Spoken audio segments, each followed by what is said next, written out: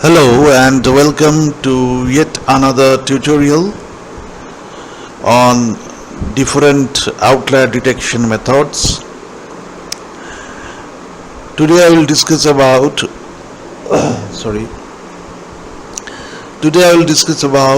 Pearson type 3 outlier detection method.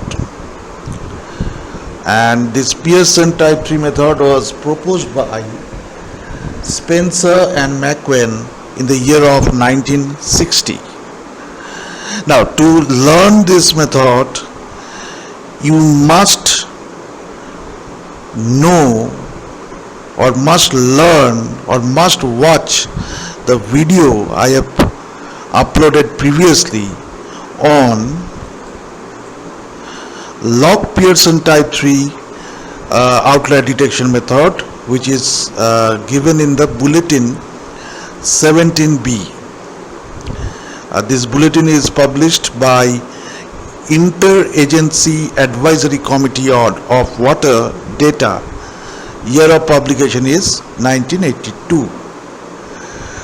Now there is some limitation on that method.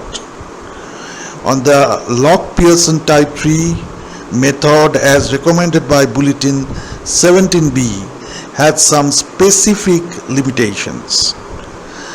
Let us discuss about those limitations first. In that method, we assume that the data set for which we are trying to identify the outlier is invariably normally distributed.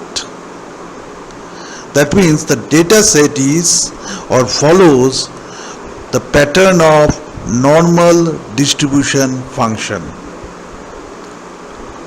But not all data set is distributed normally or follows the pattern of normal distribution. Okay, this is the first limitation.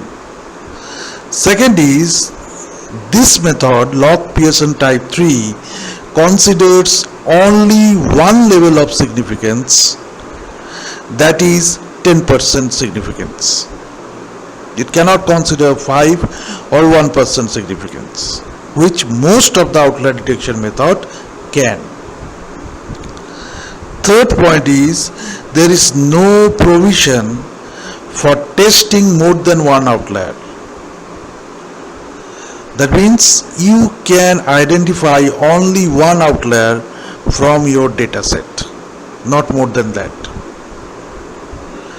The fourth limitation is, the table from where we identify the critical deviate, or rather K subscript n, where against different sample size the value of critical deviate is given.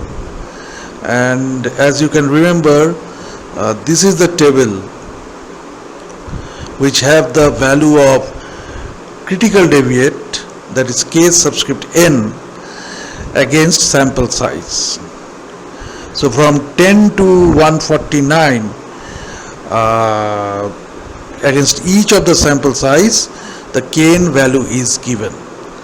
But the problem is that this critical deviate is inconsistent and do not vary coherently with the sample size.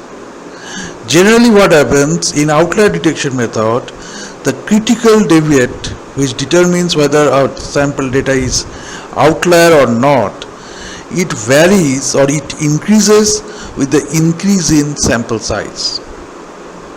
But this is not the case for Log-Pearson type 3 outlier detection method, the table that is used to identify critical deviate.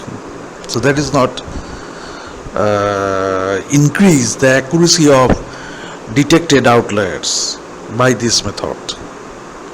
Now that is why a broader outlier test was developed by Spencer and McQueen in the year of 1960. The name of this new method was given as Pearson type 3 outlier detection method. However, I am referring this method as Pearson type 3 outlier detection method, not Log-Pearson type 3 outlier detection method, but all the steps that was followed in this Log-Pearson type 3 method is followed in this case also. The only thing is that the way we calculate, only thing means the only difference in this new method and the earlier method, the Pearson method with the Log-Pearson method, is the way we calculate the value of critical deviate k subscript n. Okay, so this big K, how we calculate this big K differentiate both this method. In case of Log-Pearson type 3 method, we use this table to find the value of critical deviate. Suppose our sample size is 80, so straight away we can calculate the value of Kn to be 2.940, and then we use this K value in this equation if we are trying to detect the high outlier, that is the maximum value, and if we are trying to detect the minimum value, low outlier, then we will put the value of Kn into this, and this y bar is the mean of the logarithmic values of the sample data. In the new method also we take the log mean of, or we calculate the mean of log of the sample data, not the mean of sample data. Please note, in the new method also we calculate the log mean of the log of the sample data, which is indicated by y bar, and this S subscript y indicates the standard deviation of the sample data size, sample data. However, in this case also log. First we find out the logarithm of the sample data. After then we find the mean and standard deviation. Then put it to the value of y bar and S subscript y, and then we put it into this equation. If I am detecting high outlier, if I am detecting low outlier, I will put in this equation. You know, this high and low, which one low outlier, which one to detect first depends upon the skew of the data set. So if it is more than 0.4 the skew, then we first apply the high, then low, and if we find that the skew is minus 0.4, less than minus 0.4, then we first identify the low outlier, then goes to the high outlier. So all this procedure is same in the new method also. Only thing is that how we calculate Kn, and another issue is that in the new method you do not need to calculate, there is no requirement of calculating the skew. Okay, so because for all type of data set, all type means the data set, different data set follows different distribution function. With Pearson type 3 outlier detection method, you can detect outliers for any kind of data set following any type of distribution function. Not only this, you can detect outlier for 3 significance level: 1%, 5%, 10%, not only 10%. Okay, and then regarding the value of critical deviate, it do increases with the size of the sample, as you will see later on. Okay, so let us go back to our new method. Now, as I have said, we will calculate the critical deviate in a different manner compared to the previous method. Correct? So how we will do it? We will use this equation if the sample size is within 10 to 15, if the sample size is 16, if the sample size is 16 to 89, then what we'll do is we will use this equation, and if it is 90 to 150, the sample size is 90 to 150, then we will use this. Here C is the coefficient and N is the number of sample and K subscript N is the critical deviate for a specific kind of sample size. Now your next question will be how to find C1, C2, C3, C4, C5, rather C6, C7. Yeah, that's right. To find the value of the coefficients, we will use these tables. This table will be used for sample size 10 to 15. However, with this table you can detect only one outlier, mind it. Okay, and here you see for 4 different skew of your data set you can find the value of coefficients.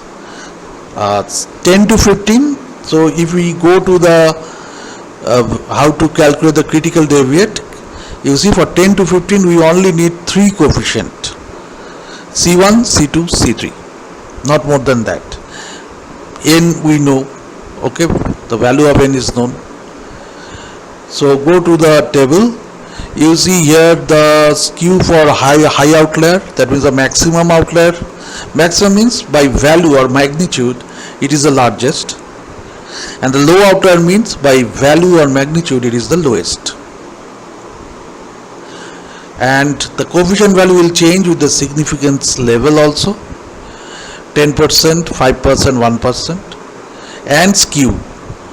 So if it is a high outlier, the skew is given here, right? So find the skew first, but there is no requirement for that thing, minus 0.4 and less. First go for low outlier, then for high outlier, as is the case with the old method, the previous method that I have discussed on outlier detection. There is no requirement of that. Yeah. Find the skew, find the coefficient as per the level of significance that you have chosen, and you will find the value of C1, C2, C3. Correct? Okay. First find the skew of the data set. If you are skew of the data set you are first finding, and then according to the skew you find the coefficient level. Yes, coefficient value. Yes, another thing you need is the what significance you want to find the coefficients.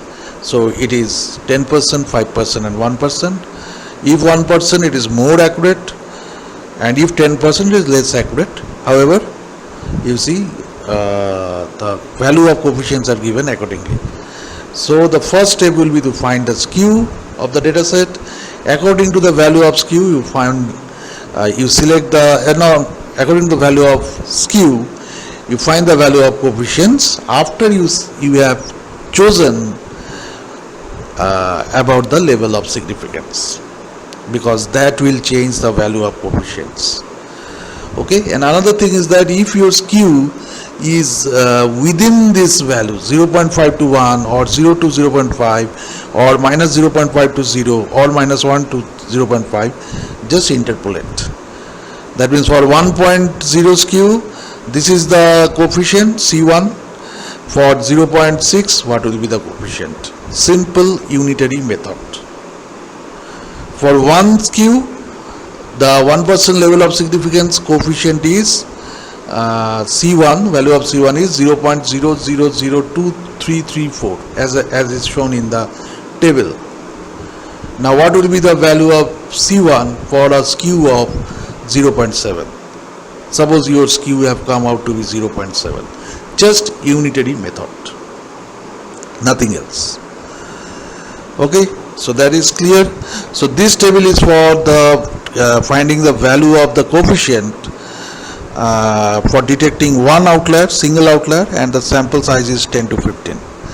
Similarly, for sample size 16 to 150, these are the values of coefficients. Okay, so these are the values of coefficients. There also first find the skew, then if it is within 0.5 to 1 or 0 to 0.5, interpolate, that means use the unitary method and find the value of C4, C5, C6, C7. Because in case of 16 to this 150, you can see you require the value of not only 1, 2, 3, C1, C2, C3, but also C4, C5, C6, C7. That is why in this table the value of C is given from 4 to 7. I think it is clear. Similarly, these two tables are for single outlier detection, and these two tables are for these two tables are this one. These two tables, this one and this one, is for identifying 3 outliers at a most. That means you can either detect single outlier or you can detect 3 outliers at the most. So if you want to detect 3 outliers at the most, you use these tables, right? These two tables you can use, and if you are trying to detect only one outlier, just use this or this. Okay, so this is the thing that I want to discuss. This is what I want to discuss. After finding the value of C1 to C7, if according to your sample size, you see, if your sample size is within 10 to 15, just find out C1, C2, C3. If it is 16 to 150, you have to find out C1 to you have to find out C4 to C7 with the help of either this equation if it is within 16 to 89, or this equation if it is from 90 to 150. It is as clear as that. After you find the Kn, put it into the old equation, this one, any one of them. If you want to find the largest outlier, put it here. If you want to find the lowest outlier, put it here, like this one, Kn. And mean and standard deviation, as find the log of the data set and find the mean of that log, find the log of the data set, find the standard deviation of that log, and then put it here. Kn you have found out from these tables as per your choice of outlier detection, number of outlier detection, and sample size, and also as per your choice of significance. So that is all I have to say, and with this I want to finish the tutorial on outlier detection by the Pearson type 3 method. Thanks, and see you again in the next tutorial.